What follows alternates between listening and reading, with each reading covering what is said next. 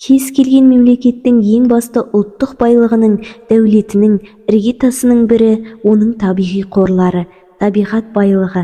Біздің де сондай мақтан тұтар байлығымыздың бірі Ақсу-Жабағылы қорығы. Ақсу-Жабағылы қорығы ЮНЕСКО жасаған дүниежүзілік қорықтар тізіміне енген. Бұл қорық Талас алатауының солтүстік-батыс бөлігін және оған көршілес Өгем жотасын алып жатыр. Оның негізгі аймағы оңтүстік Қазақстан облысының Түлкібас, Төле Би, Бәйдібек аудандарын және Жамбыл облысы Жуалы ауданын қамтиды. Қорықтағы ең ірі өзен Ақсудың ұзындығы 120 шақырым, ені 10 метрге жетеді, тереңдігі жарты метр.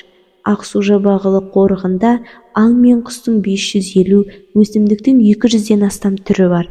Олардың көпшілігі қызыл кітапқа енгізілген. Тау өңірінде бидайық, бұ-жусан, түрлі шөптер, беткейінде селдір арша орманы, субальпі және альпі шалғын өседі. Мұнда қызғалдақты Тәңіртаудың қазақтары Ақсу-Жабағылының алқызылы деп атаған.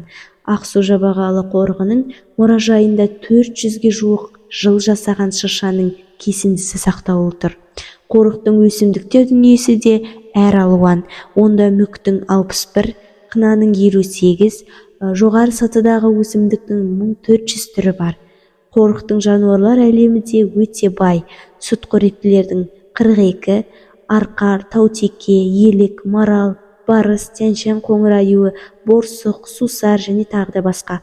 Құстардың 238, Гималай ұлары, кекілік, сақалтай, бүркіт, қарақұтан, бозторғай, сарторғай, ителгі, шымшық және тағы басқа.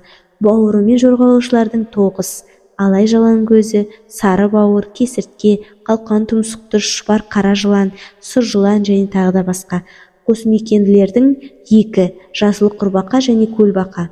Және өзендерде балықтардың да 2 түрі тіршілік етеді.